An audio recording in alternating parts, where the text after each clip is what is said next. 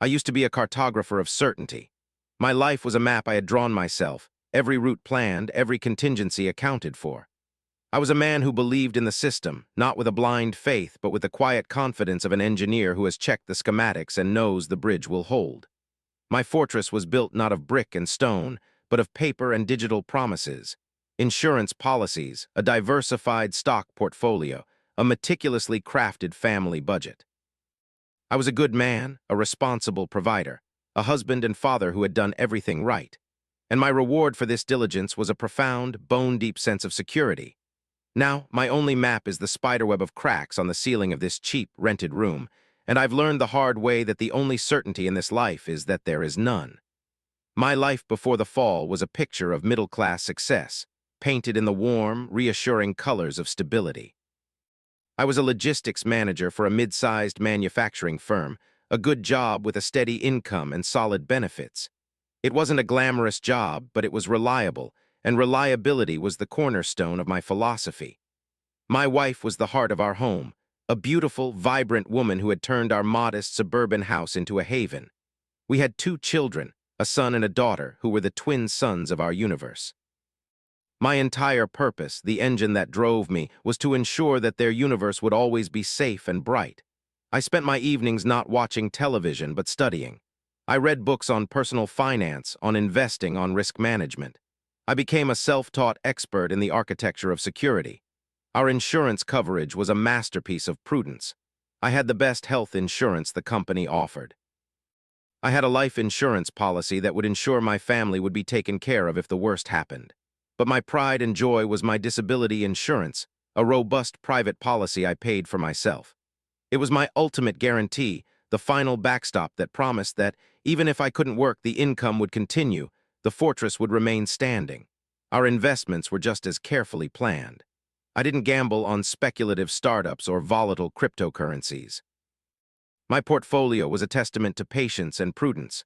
Blue-chip stocks in companies that had weathered a dozen recessions, dividend-paying stalwarts that provided a small but steady stream of passive income. I would look at our quarterly statements, at the slow, upward march of the numbers, and feel a quiet, profound satisfaction. I was building a legacy of security, a firewall between my family and the chaos of the world. My wife trusted me implicitly in these matters. She was the expert in the daily budget in stretching a dollar, but I was the long-term strategist, the guardian of our future. "You worry so much," she'd sometimes say, a gentle smile on her face as she'd find me at the kitchen table late at night, surrounded by paperwork. "Everything is fine." "I worry so that we never have to worry," I'd reply. I genuinely believed it. I believed that through careful planning and diligent saving, I had tamed the chaos.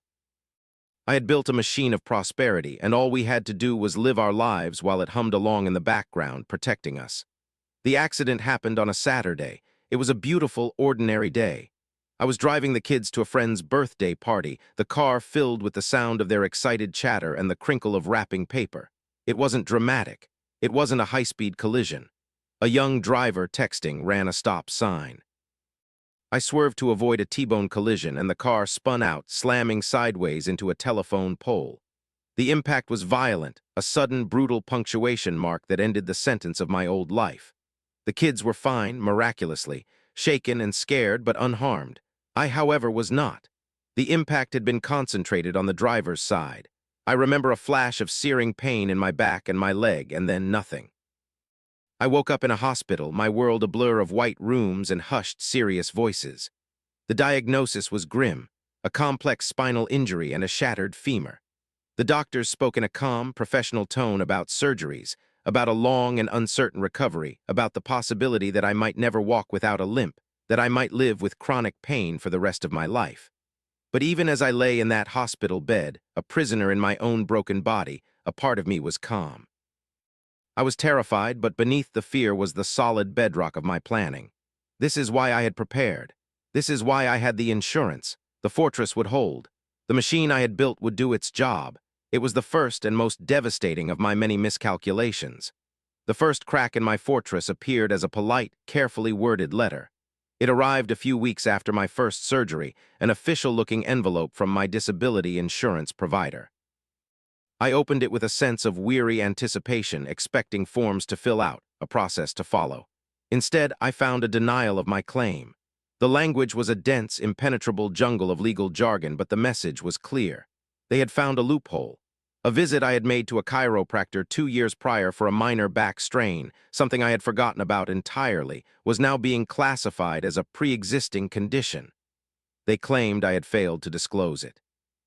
My meticulous planning, my years of faithful premium payments, were being undone by a technicality, a single line item in a forgotten medical history. My fortress had a back door, and the very people I had paid to guard it were now using it to escape their obligations. The fight began. I hired a lawyer, a necessity that started the slow, agonizing process of liquidating a portion of our stock portfolio. The market, as if sensing my desperation, had just entered a downturn. I was forced to sell our carefully chosen assets at a loss, the first of many withdrawals from the bank of our future. The legal battle was a war of attrition. The insurance company had an army of lawyers and endless resources. I was a wounded man with a dwindling supply of cash. They drowned me in paperwork, in depositions, in endless delays. It was a strategy designed to break me, to make me give up. And all the while, the bills were piling up. The portion of the hospital costs my health insurance didn't cover was a staggering sum. The co-pays, the deductibles, the out-of-network specialists. It was a death by 1,000 cuts. The company I worked for was sympathetic at first. They held my job for me, sending gift baskets and get-well-soon cards. But as the months of my recovery dragged on, their sympathy curdled into a cool, corporate pragmatism. My long-term absence was a problem. And when the economic downturn that had shaken the stock market began to affect their bottom line, I became a liability they could no longer afford. I was laid off, a decision delivered over the phone by a nervous HR manager, his voice filled with a hollow, scripted empathy. The news was a devastating blow, not just financially, but psychologically. My identity was tied to my role as a provider, and that had been taken from me. I was a ship without a rudder, adrift in a sea of medical debt and legal fees. The strain on my marriage was immense. My wife, who had always been my partner and my rock, was terrified. The certainty that had defined our life was gone, replaced by a constant, gnawing anxiety. Our conversations, which used to be about weekend plans and school projects, were now exclusively about money. How to pay the mortgage, which credit card to use for the groceries, whether we could afford a new pair of shoes for our son. I would try to reassure her, to talk about the legal case, about the eventual settlement, but my words sounded hollow even to me. I was the architect of our security, and now I was the architect of our ruin. She looked at me and saw not a husband recovering from a traumatic injury, but a man who had failed in his most fundamental duty. The fear in our house was a palpable thing. It was in the strained silence at the dinner table, in the way my wife would stare at the ceiling at night, unable to sleep. She started taking on extra shifts at the part-time job she had, her exhaustion a constant, silent accusation. I was a burden, a broken thing that was dragging my entire family down. I was so consumed by the fight, by the pain and the stress, that I didn't see how much she was changing. I didn't see the way her resilience was being worn down, eroded by a constant wave of fear and disappointment. The fortress hadn't just been breached. Its inhabitants were turning on each other, trapped in the crumbling ruins, fighting over who was to blame. I had spent my life building a bulwark against the chaos of the world, and I had failed to realize that the most dangerous chaos is the kind that grows from within. The collapse came with a brutal, relentless momentum. It was no longer a question of if we would lose everything, but when. The final threads of our carefully woven safety net snapped, one by one. The stock portfolio, which I had once viewed as a mighty oak, was now just a sapling, whittled away by legal fees and the cost of living. The passive income it generated was gone. We were living on my wife's meager salary and the dwindling cash from our emergency fund, a fund that was never designed for a permanent, full-scale emergency. The legal battle with the insurance company ended not with a bang, but with a whimper. After a year of fighting, my lawyer advised me to accept a settlement. It was a fraction of what my policy was worth, a nuisance payment the insurance company offered just to make me go away. After my lawyer took his third, the remaining sum was barely enough to cover a fraction of our accumulated medical debt. It was a bitter, soul-crushing defeat. I had trusted the system, and the system had consumed my life savings and spat out a pittance. The layoff from my job became permanent. My physical recovery had stalled.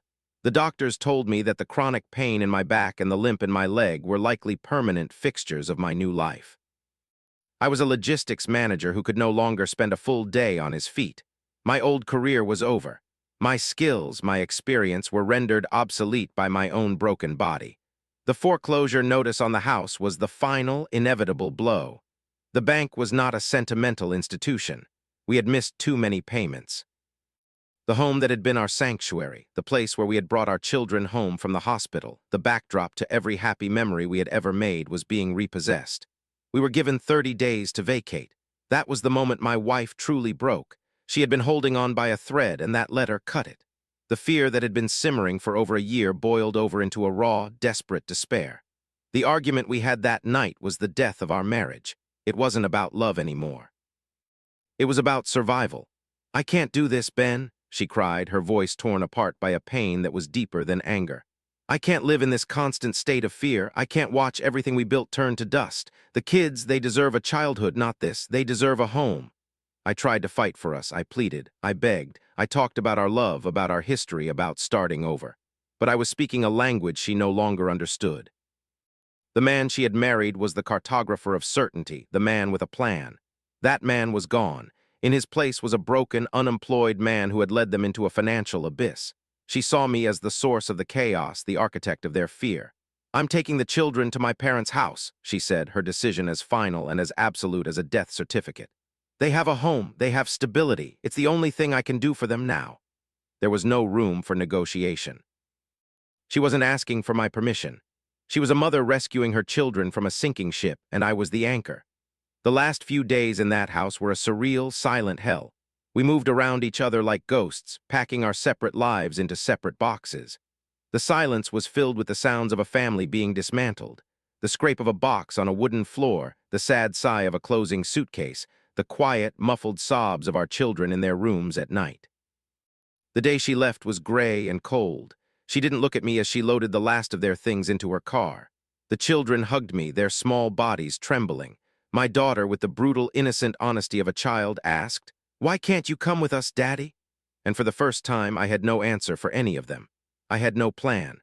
I stood on the empty driveway of the house that was no longer mine and watched them drive away.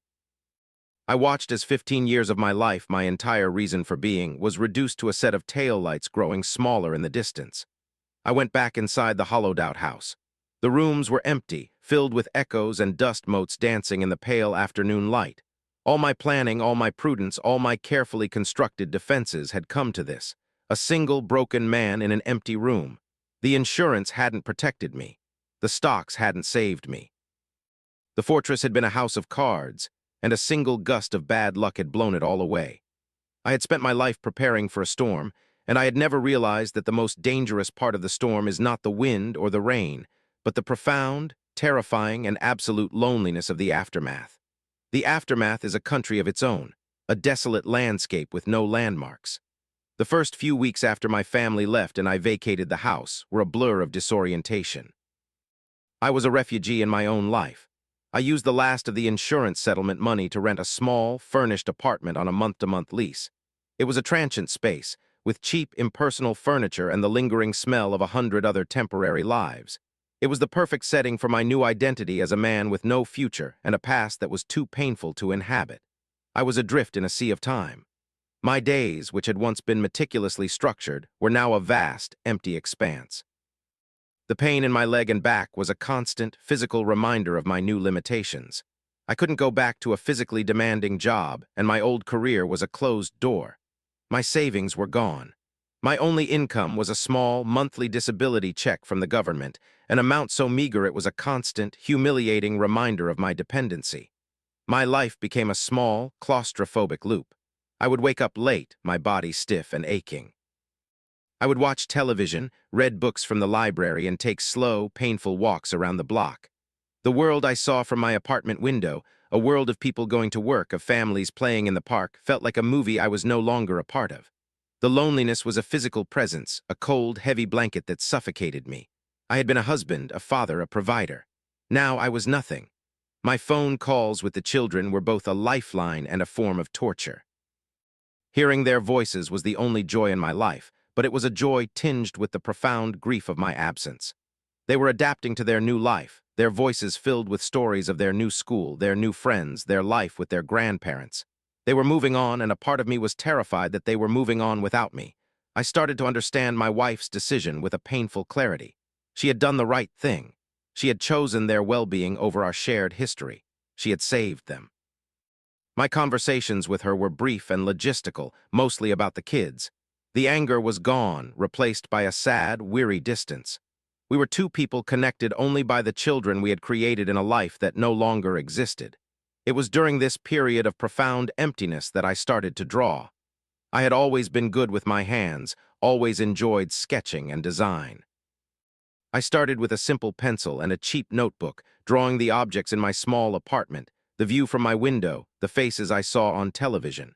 It was a way to quiet my mind, to focus on something other than the roaring silence of my own failure.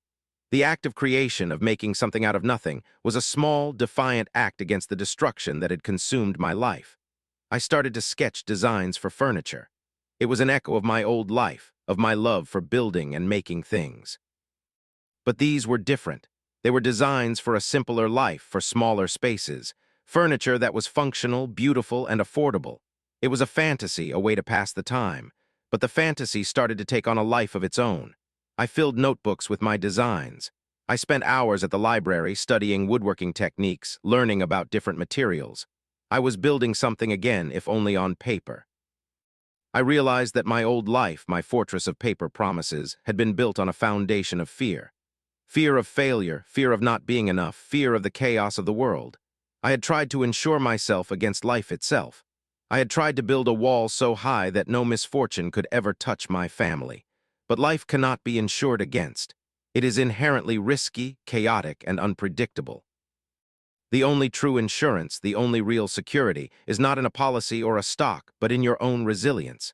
It's in your ability to get up after you have been knocked down, to find a reason to keep going when all seems lost. It's the strength of your spirit, not the size of your portfolio. One day I saw an ad for a shared woodworking space, a community workshop where you could rent time on the equipment for a small hourly fee. It was a terrifying idea. It meant leaving my apartment, interacting with people, and trying to turn my paper dreams into a physical reality. It meant risking failure again. I took the last of my savings, a few $100s I had carefully hoarded from my disability checks, and I rented 10 hours of workshop time. I bought a few pieces of reclaimed lumber. I chose one of my simplest designs, a small, elegant bookshelf. The first time I used a power tool in years, my hands were shaking. But as the blade bit into the wood, as the familiar smell of sawdust filled the air, something inside me clicked into place. I was a maker. I was a builder. This was who I was. The bookshelf was far from perfect. It was a little wobbly, the joints weren't perfectly flush, but it was real. I had made it. I had taken an idea from my mind and given it a physical form. I put it in my small apartment, and it transformed the space. It was a symbol not of what I had lost, but of what I could still create. My life is still a work in progress. I started selling a few of my pieces online, just enough to supplement my disability income. It's not a business, not yet. It's just me in a small workshop making things. I don't know if I will ever be successful again in the way I once was. I will likely never own a big house or have a fat investment account. But I am building a different kind of life, a life based not on the fear of loss, but on the joy of creation. I am still a father from a distance. I am still a man who is learning to live with his limitations, but I am no longer a victim of a failed system. I am the architect of my own small and beautifully imperfect life. I learned that the bridge of certainty I had tried to build was always an illusion. Life is a river constantly changing, always moving. You can't map it. You can't insure against its currents. All you can do is learn how to build a raft and have the courage to navigate the rapids. My raft is wobbly and it's not very big, but I built it myself. And for the first time in a very long time, I am not afraid of where the river might take me. Thanks for staying until the end. Now I want to ask you, what was the moment you realized your world wasn't what you thought it was? Share your thoughts in the comments and remember to like and subscribe.